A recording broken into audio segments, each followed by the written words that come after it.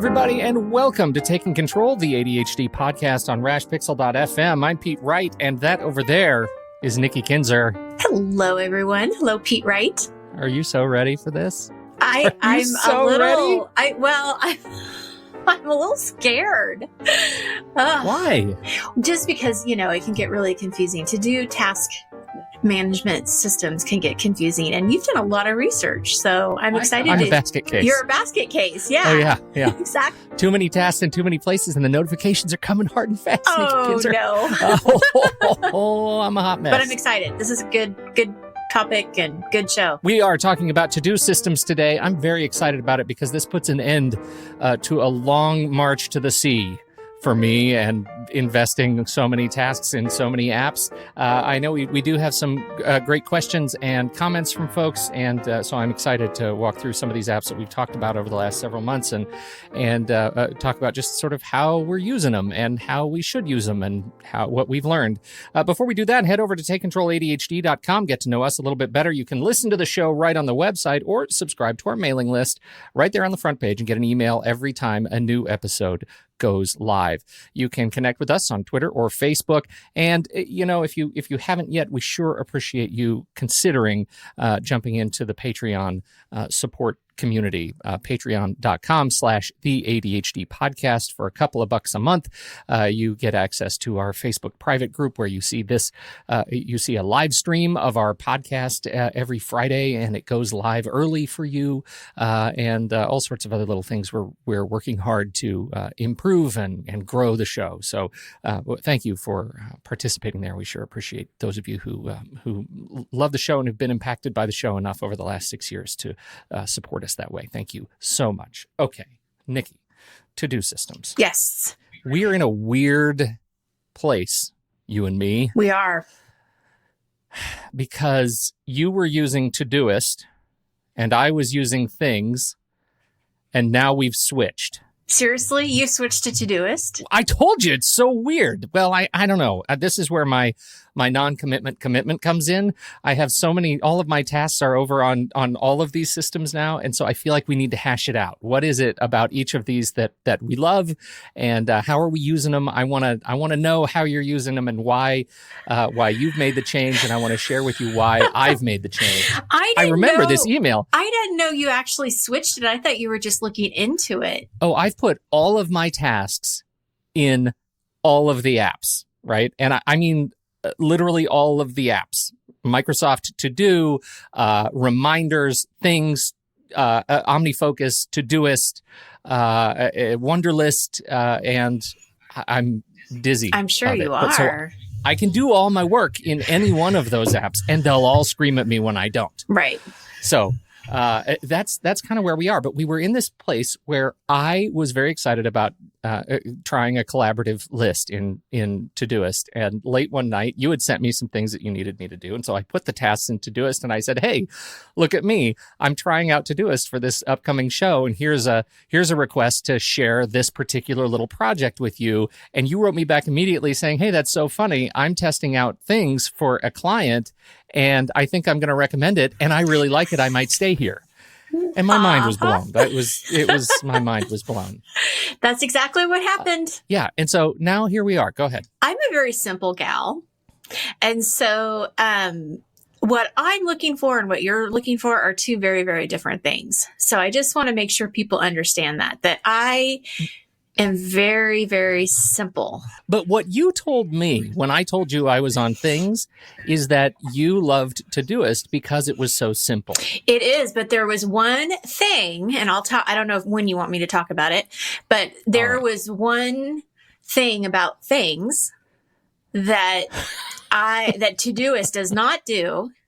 And I know you can make it do it, but it's a lot harder and it's still not as visually appeasing.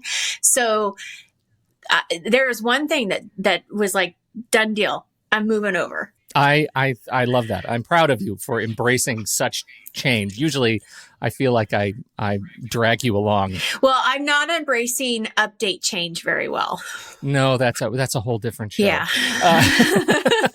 Well, let's say, so the whole nut of this is, over the last couple of months, I've been essentially managing OmniFocus and Todoist and Things 3 and Trello and Microsoft To Do and Wunderlist, all these things. And the objective is to see if any one of these apps really shines in three key ways, right? Number one is simplicity of getting data into the system. Number two is simplicity of maintaining a system that makes sense for the work I do. And number three, simplicity of managing tasks and associated notes toward completion, right? That's like I can manage stuff all the live long day, but if it doesn't make it easy to check off the box that is done, then I'm in trouble and it doesn't work for me. And so I feel like we should start with Things 3. It is a Mac only app. Well, I should say Mac only and iOS only. So it's not really only, it's Apple ecosystem only. And I know that's a little bit frustrating for some folks who are Microsoft folks. I have been using Things 3 for since it came out, right? Since the day it launched, I've been very curious about Things 2.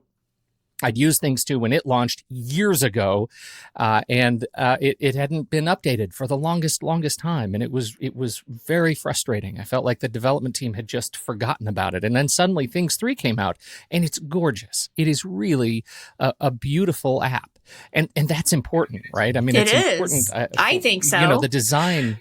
Huge, yeah. Right? And I think specifically for ADHD, if you're to do your workbox, to call back to a very early podcast, if your workbox is a mess, if it's not visually approachable, you're not going to be able to look at it and see the work you need to do and get it done when you need to do it. And that's huge. And that's a thing that you really appreciate. Yes. So I'm going to do my best to explain this.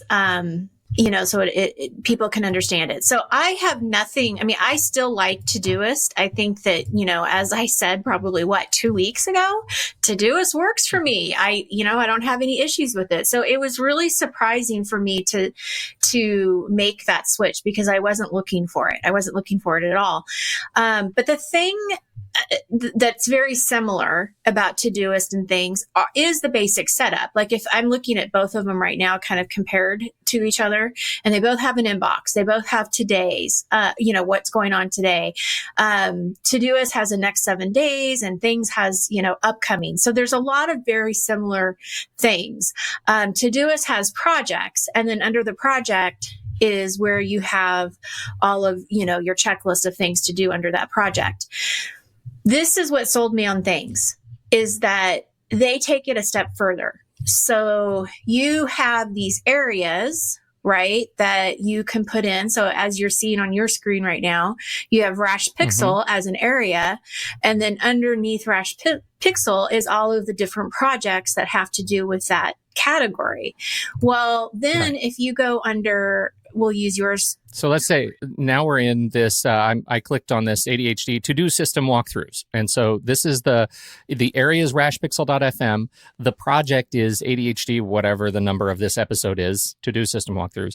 And then we're here on the project, and you can see some of the, if you're on the live stream, you can see some of the notes that we've gotten. And then below that, you get all of the tasks with headers, right? I've added a bunch of headers. Right. And that's the thing, is that underneath the project, you can have these headers, which breaks down the project even more. So that's probably the easiest way for me to say it, is that Todoist does a great job with categories and tasks under that category. But I think Things does an excellent job of breaking it down even further. So, to just give an example, because people who aren't seeing the screen share, I can have a project where I did a webinar this week, and I can break that down into what emails need to be sent, what content needs to be done with the webinar, what marketing needs to be done. And I can see each task under those groups, and it's so clear. And the other thing that I really like, that I just found out today, because I'm still kind of, exploring this, is that when you go to your to-do list or your today list, it comes with everything. You can see all of it, but then you can break it down into category too. So if you want to just look at the stuff that you need to do for your office, or you want to look at stuff that's just important that day, you can just look at those tasks and not have to see everything, all in one huge list. So And you're talking about the way it uses tags too, right across the top. I'm in the Today view, and you can see I also have my calendar integrated with it. So right at the top of Today, I see all of my appointments that are scheduled, and then I have the categories or tags of all of the tasks that I have in the Today view visible right now.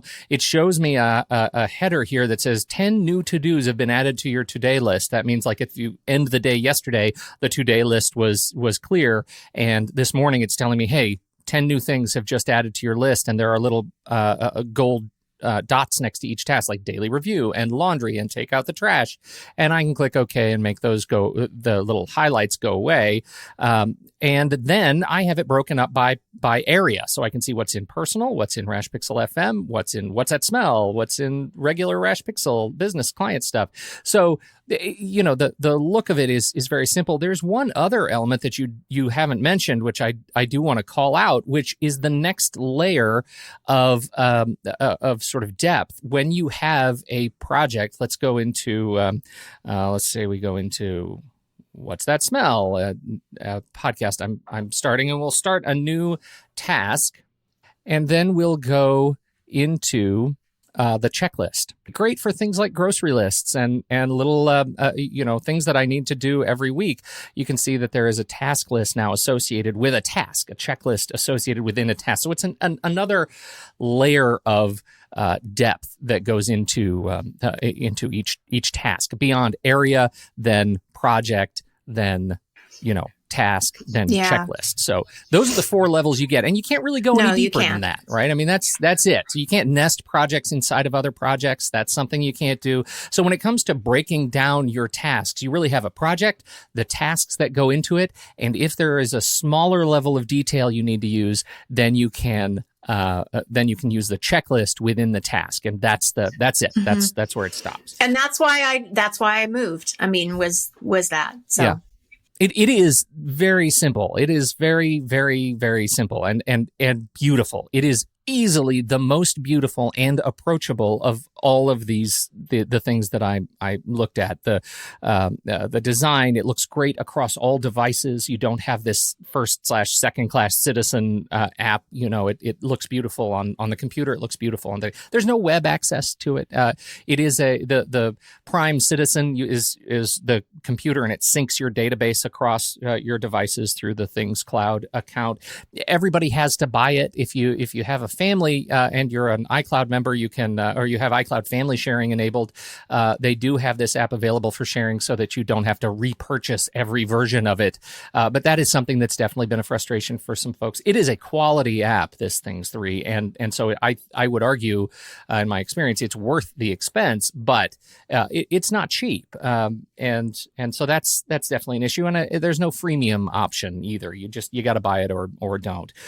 It doesn't scale all that well. We talked about, once you have a lot of tasks and a lot of projects, it gets very sort of cumbersome. If I have right now, 5 active shows in the list under Rash Pixel FM, and that is, once I have more that are in the cycle of ready to do, then this list gets so long I can no longer really keep track of what's in my sidebar. So scaling is a real question for Things 3.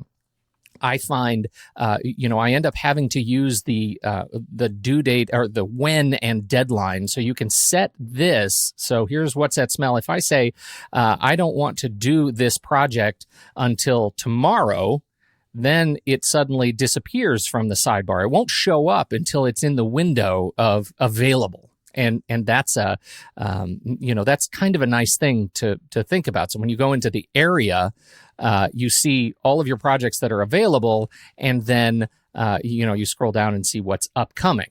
And so that's useful. I also like this someday option. You can say, hey, here's a task that, I definitely need to do, but I don't really have I'm waiting on something or I'm waiting on somebody and I can't do it yet. So that's important to kind of keep in mind. So there are some levels of detail here that are useful. But things 3, super useful. You had a question too, Nikki, about sharing tasks and projects. And it's not very pretty. So you can share, but it shares as like just a straight up task. So if I share, let's see. Now, the people that are listening to the podcast aren't seeing this, right? They aren't. So you got to be watching the live stream. And you know what? For this one, maybe we'll post the YouTube version of this so in the show notes on the website so you can actually walk through it. I think it's important to have this. So anyway, you click on the share. If you right click on the project you want to share and click on share, then it gives you the standard Mac share options. So let's say you want to, share it in message. As soon as you open messages, it just gives you the title and the brackets and it's just text. It's not something you really do anything with. It's just sort of ugly. And so this thing is not designed as a collaborative tool. It's really not. It is designed as a personal to-do application. And this is in contrast to a tool like Trello, for example, which was centrally designed as a collaborative experience, and where it is on the web. It is a team project, and you have tasks. I have this Trello board we're looking at in the live stream right now that has some of the tax tasks. My wife is exploring Trello for her business and her team, and it's fascinating. I really struggle with Trello as a personal planning tool. This sort of Kanban board where you create your boards, or you create these sort of buckets, and then you drag cards between the buckets. So you can name these buckets whatever you want. Here's our active tax tasks, and we have to prep our taxes. And then you drag these over to completed projects when you're done, and then it's done. And we have our list of shame, which is, my goodness, this is a thing we haven't done, and we really need to do it because we feel terrible about it. So it's sad. It's really sad. So Trello is a really interesting thing. The nice thing about Trello is it's available for every platform. Since it's web-based, it's everywhere. And that is an important thing to think about. I would just back to things briefly. One of the things I love most about it is it doesn't nag you when you don't do things. And this helps the ADHD brain, where if you have a task that was due today and you didn't do it, or you just had it as available today, tomorrow when you show up, they just kick it forward. It's just now it's available today, right? It was available yesterday. Now it's available today. It doesn't glare at you. It doesn't highlight it as bright red and send you notifications that you're a terrible person. It's just available today. And I think that's a very gentle way to remind you that you have stuff that's done. So last, I'm a huge fan of templates. I adore templates, and I have so many tasks that are templated. And when I go into things, I scroll down to my templates area. I don't know how well you can see this. I go over to my templates area and look at all these tasks. They're all marked as someday because they're not due. And then I have the tasks all prepped with headings. So you can see I have my, this is the ADHD podcast, and I have prep and research, which is as a heading. So I need to build the show notes doc. I need to research background on whatever we're talking about. And then recording and production. I need to record the show and produce the audio and upload it to Libsyn to host it. I need to do the design things. All of these things are in this template. Then all I have to do is duplicate the template. I select the ADHD podcast and I hit Command D. And now I have 2 of them. And then I take the ADHD podcast and I drag it over to Rash Pixel FM. And now it's no longer a template. Now it's a thing I can edit in my, and put dates associated with it and actually get the work done. And how do you do that? How do you actually manage the dates? This is one of my absolute favorite and well thought out pieces of Things 3. I just click to select, say, these 3 tasks. And then I take them and I drag them up to upcoming and I drop them. And all it does is show me a date picker, and I can just select the date. And now all of those 3 tasks are available on Monday. Wow, pretty slick. That's so cool. It's so slick and so fast for managing a whole bunch of tasks, individual task due dates and deadlines. So I'm a big fan of it, and I think it's it's very cool. I guess we should look at the upcoming view, because I think that's something you made a comment on, which is, this upcoming is really nice. It actually gives you your entire calendar and says, here's tomorrow, here are your appointments, and here are the projects that you have slated as due. Here's Sunday, here's the stuff you got to do. Here's Monday, here's the stuff you got to do. You can really get a sense of how busy you are going through the upcoming. And then it breaks it down by month. Once you get out of the next week, you keep scrolling. Now here's the rest of February, here's March, there's April. Look at all the crap you have to do. So it's a pretty useful little interface. What do you think? Did I cover everything you like about it? Yeah, absolutely. From there, I went back to OmniFocus. Yeah, but I haven't looked at OmniFocus in a long, long time. OmniFocus is, you can see here, it's been a little while since I played with OmniFocus. I have it set up exactly the same way. If you look over on the left column, I have all my projects. I have the inbox, and then personal, and then RashPixel FM for the podcast, and RashPixel for the clients, photography, gifts. I keep my gift lists in here for everybody, and then templates. And all of these things work essentially the same.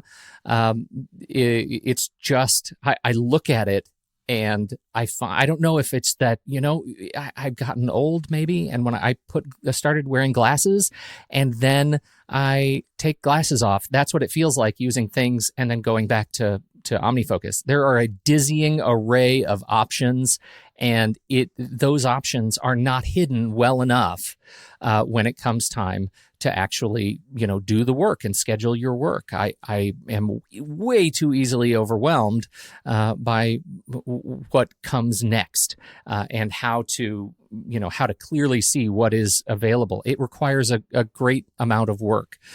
This is very much follows the GTD, getting things done, David Allen methodology. One of the reasons I went back to OmniFocus is because I listened to an interview with Ken Case, who is the CEO of OmniFocus, and I was fascinated by some of the things he said. First of all, when I talk about the dizzying array of options, one of the things he said was that we think that there are a lot of options, and we want to practice what we call progressive disclosure, which means it's very simple. And then when you need an option, say you type in a task, all you need to see is the task. But if you need a date and you start typing a date, then you'll see the options for dates. And once you type in a date, you are enabled to activate repeating tasks. And so with everything you do, it discloses another option that you might logically need next. If you don't need to go that far, it won't take you that far. And I think that's really important.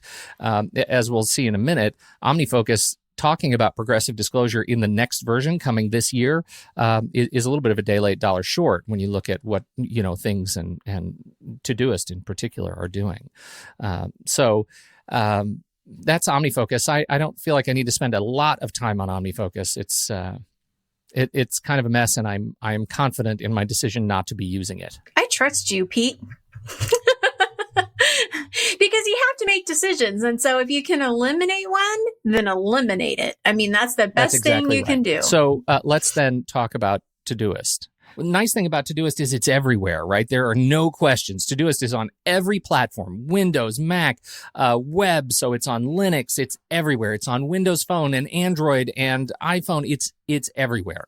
The challenges, it's not, doesn't look the same everywhere. Sometimes, like iOS is in particular a fifth class citizen. Like it's just a terrible app. It's That's really, sad. really ugly. But the things that it does well, it does pretty well. It has the same sort of metaphor up in the top left. You have inbox, you have today, and you have the next 7 days. And it'll break down the work that you have coming that you've scheduled. You have projects where you can say, here's a major area and here's a project inside of that area. And within that area, you can have projects that are check-offable. You can nest tasks beneath them and nest tasks even further beneath them. It is seemingly endless, the levels to which you can go to break down your projects. And that's one of the reasons I thought was curious that was one of your complaints, because actually Todoist allows you to nest and break down work at a much greater level of detail than Things does. Things actually stops you. It physically, you can't break down tasks any further. But the astute part is that in Todoist, it's tricky. You have to know a keyboard shortcut. You have to know to hover over this particular area of the task to drag the task, to indent it. And so you have to know. Yeah. Yeah. I didn't know that. So see, exactly what's happened is, and this is the problem with OmniFocus, I think, when you don't know what it's capable of doing, then you don't do it. And then you go to a different app because you see that app does it. So and that's why that's exactly it. I didn't know you could do that. This is also the danger, that the other side of the progressive disclosure sword, right? One of the things that we have going on with Todoist is it is incredibly powerful with natural language task processing. So I can type in the task, I can say, update this part of the book, hashtag, and then a project, and then @ and then a tag, or maybe I'm the other way around. It's @ project, hashtag, tag, and it will, and every Thursday or every other Thursday at 4 p.m. And it will go ahead and parse all of that data and put the task in the right place with the right label and the right date. And it does it all without me ever having to lift my fingers off the keyboard. That is a really cool part of Todoist, that they have spent an enormous amount in natural language processing. It's also the thing that you have to, that's a little bit opaque. You don't know what you can type. You just have to sort of trust that I'm going to start typing something and hope that they've thought of this before I have. And once you get to that point, once you kind of have that Hail Mary experience, it's pretty smart. I just want to show you how I have chosen to use to set up OmniFocus, or not OmniFocus, to set up Todoist. And I'm doing this in the web. I'm doing this in the web because this is a web native system. Todoist exists first and foremost on the web, right? That's the mothership. And I think the folks at Doist, the company that runs Todoist, if they had their druthers, they would not develop for any other platform. They really love the web. And I think, it's the best web-based tool that I've run into. And I haven't talked about, Toodly-Doo or Remember the Milk. But I think, in my experience, and I didn't invest in those two, in particular, those web-based tools, but I think Todoist actually has a leg up on them, this round. So here's my today. Up in the top left, we have our inbox, and today I have 39 tasks I need to get done today. And in the next 7 days, I have 108 tasks that are going to be coming due. I have my projects set up very similar to the projects that I've set up in Things and OmniFocus, predictably. Personal, photography, RashPixel FM for the network stuff, RashPixel for the company stuff, gifts for others, and then my templates, my beloved templates. And as we move over, we can see what the tasks look like when you have done the work of scheduling them and putting them in the right place in the Today view. In this case, I have some tasks that I have specific times associated with, and I like how the times show up in bold. Everything that has a time associated with it means I have specifically allocated time on my calendar. More about that in a little bit. See, I never used that because it bugged me. That's funny. I'm going to show you why it might not bug you once I talk about calendaring, because this is a really important thing. So you also have the project where it is, where it lives, and you have the color code. I have them color coded, and then below that we have the tasks that are not, associated with specific times, but I still need to do them. And in fact, I've assigned a priority 1 to these 3 tasks. I need to do those, or they will cause other things to slip. And I have a priority 2 task that I need to do, but it's not going to cause something else to slip if I don't get it done. I have some personal tasks. Yep, today, this weekend, it's laundry day. And so I have some tasks associated with laundry. And tasks like, hey, I need to record the show that we're recording right this second. So that's what my projects look like. And if I open up the project list here, let's say, for example, I open up Rashpixel FM, you will see that, in fact, I have a project for every show. And within those shows, within the show project, I have the show tasks broken up. Again, look at the level of detail here. I have the task here, and you'll see I have it in bold. That is a very cool feature, but how would you know to do this in Todoist? If you type 2 exclamation points before and after the task, it makes it bold. And that makes it sort of a de facto header. But this is even cooler, Nikki Kinzer. Below that, you'll see I have a prep and research task. But where's the checkbox? It's not there, Nikki Kinzer. There's no checkbox there. How did I do that? You just add a colon. Add a colon at the... How did you know this? This How is did how you know to do absurd this? my life has been. This is how absurd my life has been. I have invested deeply into this ecosystem to try and figure out what is so great about it. In fact, once you get these things in your fingertips, it makes it much easier to embrace. I am as surprised as anybody. If I go back here and type my exclamation points, now I have a task that is a header and it's in bold. And so... But did you go on some kind of video on Todoist and they showed not you on how to do this? But on YouTube and blogs and all kinds of things. It's just a matter of kind of figuring out where to go. So I've invested a lot into figuring this out. Also, all of the keyboard shortcuts are weird. And yes, I did go on Todoist to figure out what the keyboard shortcuts were like because they're not, they're mostly non-standard. You know, you don't hit N or Command N to put a new task. You use Q and A. Like, it's a very strange setup to make this all work the way you need to make it work. But once you get it in your fingers, it is remarkably powerful. This little, I'm looking at a little drag handle here. This little drag handle is what allows you to indent tasks and, you know, further break down the work you have to do. So, but I have a question. Why don't you just go to things and do it the way that they have it laid out, where it's a lot easier? So glad you asked that, Nikki. It's like you were reading the show notes. This calendar integration thing is nothing to shake a stick at.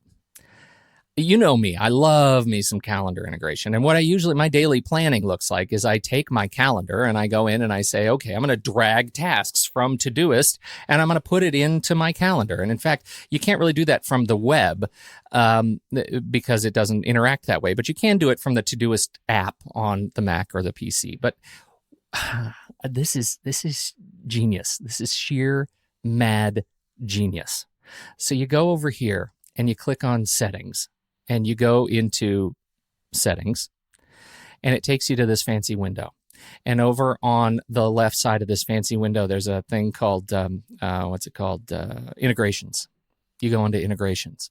And look at this. I have a couple of integrations that are really important. In Spark, for example, I have set up, Spark is my email client. I've set up the keyboard shortcut where if I hit Command Option T, it automatically sends emails directly into Spark. That's very handy. But, look at this. Look at this beautiful thing. This is Google two-way calendar syncing between my scheduled Todoist tasks and my Google Calendar. And now But now all your tasks are in your calendar. But they're in my calendar at the time I have said that I want to do them. But what if you don't do them at that time? You move them. But look at, when I put something with a time on it, Nikki, I am zealous about that. That means I have said this task has to be done at this time, and I'm blocking that time off. So you've gated it. So you're not putting every single thing that you need to do. This is the stuff that's the most important. Let me show you. This is what my calendar looks like right now. The blue is stuff that I have gated. The red is stuff that Todoist has added. And so you can see here, I have a video project that's coming up this afternoon. I have a daily review. I have 2 tasks that are part of the same project that will both get done in this half hour here. And so all of these things are blocked on my calendar. People cannot schedule time with me because I've committed those tasks directly to calendar. This is the exact same process of gating that I used to do manually, dragging tasks from my to-do app into the calendar manually. Now I just manage it in one place. So it has saved me a step. When I assign a time to a task, it's on my calendar as an appointment, and that means that task is sacrosanct. That is something I'm not going to mess with. It is a priority one. I have to get the work done at that time. Everything else that isn't associated with a time, I'm going to sneak into the holes here. I'll find a time to get those done. But this stuff is really important to me, and I will get it done.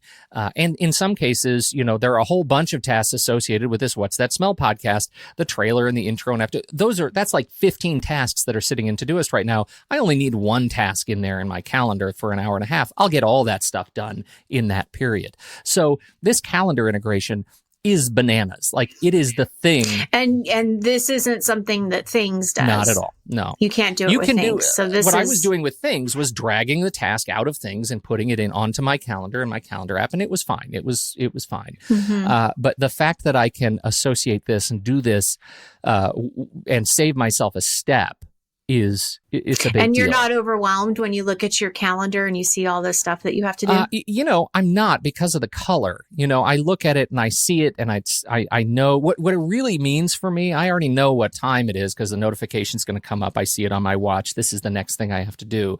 But the most important piece is that people cannot schedule with me, right? I have my Calendly open, and it's checking conflicts against these two calendars. And people cannot go in there and schedule time when I have promised myself that I'm going to do this work. And that is hugely, hugely important. So the fact that I can do it all in one step, in one app, and not have to not have to think about protecting my time, which is I am a zealot about protecting my time. You know that. I mean, it's huge, or I won't get the stuff done. So that is one of the things that I just... Now I'm confused. I know. And you also have to say, like, if at the end of the day, when I go back into Todoist and I see tasks that I just didn't get to, you run out of time, you don't get to them. It has this kind of AI scheduling tool. You just say, hey, this is a task I know I'm going to have to do, but it's looking at all of my tasks. Todoist is. And it says, hey, you have a busy Monday, you have a busy Tuesday, but it looks like you don't have that busy of a Wednesday. We recommend you schedule this task for Wednesday. It's thinking ahead for me. And I kind of like that. I don't do it with every task, this sort of auto reschedule, but you can. And I think that's a pretty interesting tool. Wow. So the calendar, the advanced power that is hidden underneath these labels and filters is amazing. You don't have to do any of it, but adding tags, labels, and projects, and then filtering them in those the two little side areas there next to projects is enormously powerful. I don't want to get into it today. I showed you how my projects are laid out in the major areas, but we can talk about filters another time if that's of interest to folks. I feel like we've been kind of going on here. The design sucks of Todoist. I don't like it. I find it hard to do. Why though? I mean, to me, it looks the same as Things, really. I can't put my finger on it. I wish I could, but I look at it and it makes my eyes cross. It really does. Like, I don't know if it's just the typography they've chosen. I don't know if it's that non-intuitive, this is fundamentally a web app, but it's wrapped in an application window. So it looks like it should be an app, and it should behave like a native app on my system. The keyboard shortcuts should work, and they don't. Those kinds of things break my brain a little bit and have required a significant amount of retraining. Once I got my head around those things, I've acclimated to it very well. So I think after all of this exploration, I'm probably sticking with Todoist. The things that stand out for me as positives are things that overwhelmingly beat out the things that I don't like about them. So I don't know. I have to, because I haven't bought anything on Things yet. I'm still in the trial period. Yeah. So I don't know. I'm kind of in limbo. Yeah. I got to make a decision. Any suggestion on how, if other people are considering between these tools, how do you make a decision? Do the trials. I really think, like, if it's important to you to actually understand all the nuts and bolts of these things, do the trials and invest. The only thing I can suggest, I know this believe me, as somebody living with ADHD and anxiety, I can tell you, I know how hard it is to do this. And I think that the investment of 15 minutes a day for a week, actually putting your tasks in the system and checking them off and putting them in folders and putting them in projects and exploring the nuts and bolts, there are so many great YouTube channels of productivity experts who are doing detailed walkthroughs of functions and features and sharing how they set up their system, just like I did. Here's what my projects look like. Those are things that people do as a help, and it's wonderful. I may do a video like that myself and just walk through. Here's my Todoist setup after a couple of weeks and migrating. I think that maybe if that's helpful for people, maybe I'll do that. I think that is handy. I'm going to say this thing because it came in as a comment on Facebook. We'll get to the other comments after. But Chris just mentioned something that I have to say to everybody. Yes, Siri can add tasks to Todoist and OmniFocus and things. It's part of SiriKit. A lot of these developers have said, we want to make sure that Siri can talk to our apps. But Todoist is the most comical because you have to actually say, hey, lady. I'm not going to say it because I don't want to trigger anybody's things, but you say, hey, lady, add blah, blah, blah, blah, blah, blah in Todoist. Todoist. Because she doesn't understand. Because she doesn't understand Todoist. And that seems like something a computer should be able to figure out. Like it just should be. But I find I can't, sometimes I just can't do it because I still to this day end up laughing. Todoist. It reminds me of when you see somebody and you don't remember their name. Yeah. Hey, you. Hey, you. Yeah. It's so good to see you. Very. So anyhow, hey, I think that investing the time to actually set up some projects that you're working, so the way I approach it is, what am I working on today? When I open up a new app for the first time, there are no tasks in it. What am I working on today? And if I have a sense of that, then I take 15 minutes in the morning and I type in all the tasks that I need to work on for the day. Maybe it's 10 tasks. Maybe it's, however many I can get through. And then I use that app for the things I'm working on today. And invariably at the end of the day, when I do my, 4:00 daily review, I'll have, more to add in for tomorrow, and I'll have more to check off from today. And eventually you find that you've sort of migrated, and now you have a system that's built into one of these apps. In my case, I spent a couple of hours every night actually manually copying and pasting and typing in tasks. So I had my entire life of tasks for the given month in each of these apps. And so I feel like I've gotten a real handle on all the way repeating tasks work and all these things. And I'm sticking with Todoist. Todoist. Microsoft To Do, some folks have mentioned Wunderlist. I got an email about Wunderlist. It does all of the great things. I think it is a really terrific app. It was bought by Microsoft, and Microsoft doesn't seem to know what to do with it right now. It hasn't really been touched in a couple of years, I think, since the purchase. Many of the features are starting to roll into Microsoft To Do, and that is, I think, the rebranded replacement of Wunderlist. I don't know. There was a major server outage for the sync server a couple of weeks ago. Like, it's falling apart. If you're a Wunderlist user, I totally get it. It's a great app. It syncs between people. You can have collaborative lists just like Todoist. Todoist. But it looks like it's fallen to pieces, and Microsoft hasn't really released their plan yet, so it's kind of an unknown. And then Apple Reminders, if you bought your iPhone, the Reminders app is the first place that you'll go. It's a Siri first-class citizen. You can add reminders. You can have multiple lists. You can share lists collaboratively if you have a grocery list with a partner or spouse. And all of those things work. Again, both of these apps, To Do and Reminders, they don't scale well if you want to have a serious work planning system. They just don't scale very well. And so if you don't have a very complex life with the work you need to manage, then they might be just perfect. They don't scale enough for me. So that's where we are. Questions from you, Nikki. What have you uncovered here? That I thought I made a decision and now I'm second guessing it. I'm so sorry. So I'm so sorry. No, it's just a matter. I think I just need to look at the two. And, I'm at that point where everybody gets, you're comfortable with something and then you see something new and you're like, okay, but you just told me that I could do that with my old one. Yeah. And so, now I'm just rethinking, what do I need to do?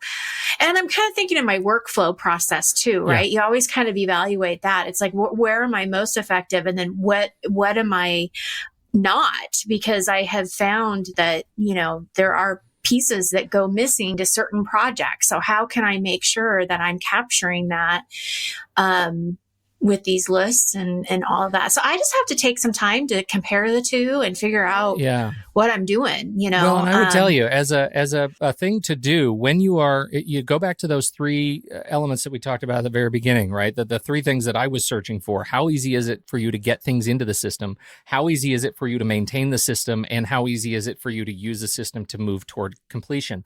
Getting things into the system is a really important thing. Not only technically, how easy is it to actually physically press the buttons or copy things in and type, but how easy is it around your head to say, I know that this is a thing I have to accomplish, and the first place I'm going to look for that thing is not on a sticky note. It's not in a new Scratch Evernote note. It's in my work system, whether it's things or Todoist or whatever it is.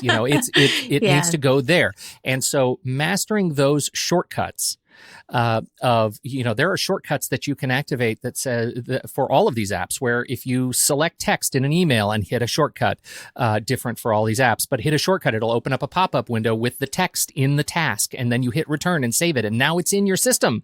It's there with a couple of quick keystrokes. Master those keystrokes, and you will find yourself in just such better shape. Nesting task, on the Mac, it's command square brackets. So move tasks in and out. But if you master that on Todoist, your projects will become perfect every time because you'll know how to do it very, very quickly without lifting your fingers from the keyboard. So master those keyboard shortcuts. Go up to the help menu and search for keyboard shortcuts for your particular app and learn them, because they will save your butt and they'll make it so much more fun to use. So that's that. Well, and the only thing I have to say too about cost, I know a lot of people are concerned about that. And like you said, the things is expensive. And you have to buy it everywhere. That's kind of a frustrating thing with Todoist. It's a subscription. You get all the apps on every platform, but you're paying the monthly subscription. Right. Or the yearly subscription. Whatever it is. Yeah. But this is what I think about that. I mean, I think that if you can find one, whether it's Things or Todoist or whatever, it's worth the cost, right? I totally think it's worth that investment, because if you can find something that really organizes your tasks, helps you with that workflow, keeps you organized, something you can easily tweak that's flexible. I mean, that's priceless information there. I mean, that to me is worth the investment. So find something that you resonate with and works. And I don't know, don't think twice about it, in my opinion. It's helping. I agree with that. And as somebody who purchased things and is not using it actively anymore, I don't regret it at all, because I got way more than the value of things in value than the cost over just the time I was using it. So I have zero regrets in that purchase. It's an amazing app and it's incredibly well built. And if you're a Mac user, it's really great. So I have it on some authority from those in the business that Todoist stands for a little bit of a visual update this year, 2018. So I'm hopeful for that. But I'm also, so far, I'm pretty pleased with what I've seen. So we'll see how this goes.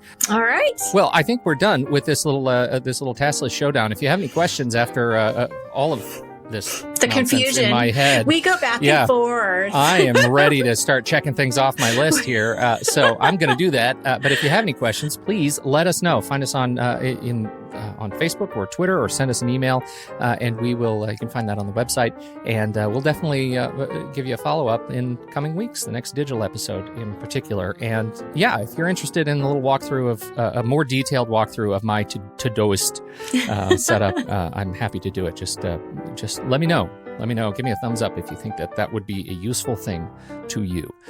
Thank you, everybody, for joining us for this very episode. On behalf of Nick Kinzer, I'm Pete Wright, and we'll catch you next time right here on Taking Control.